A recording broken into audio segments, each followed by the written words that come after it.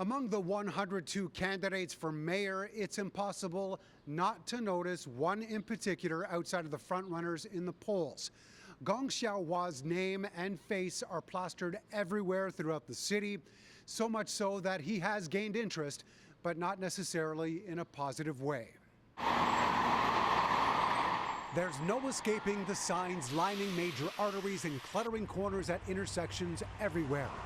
Gong Xiaohua promises he's here to rescue Toronto. It doesn't stop there, though.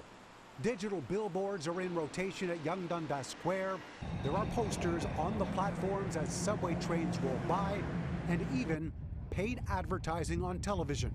Mr. Gong's rescue plan for Toronto infrastructure and transportation. If I'm not one of those 5 or 6 major players, at this point I need to somehow convince people that I'm a major player. And one way of doing that is to get my name out there. Maybe check your mailbox for a flyer if you haven't seen the signs, or watch the side of the occasional bus rolling by. Edward Gong, as he's known by many, has seen some success in various business ventures, including manufacturing health supplements, creating media channels, commercial property, and running beauty pageants. Gong has been mired in controversy in recent years, though.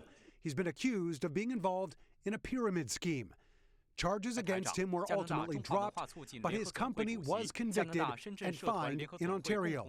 That has led him to sue the Ontario Securities Commission for $7 million just a few months ago, and that matter is now before the courts. Gong has also forfeited more than $60 million to the New Zealand government after an investigation into his business dealings there.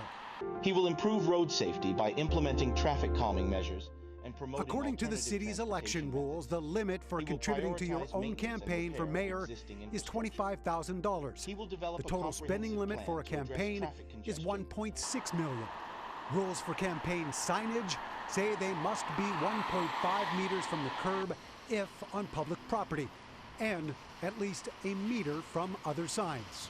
Does something like this ultimately make a difference? So the question of whether it's effective or not, I'd say in this instance, no. I think we're far too far down the campaign for this to matter. The fine for not properly posting a sign during the campaign is $200 for each offense. A representative from Gong's campaign denied our request for an interview based on what they say is the amount of work at hand so close to the finishing line.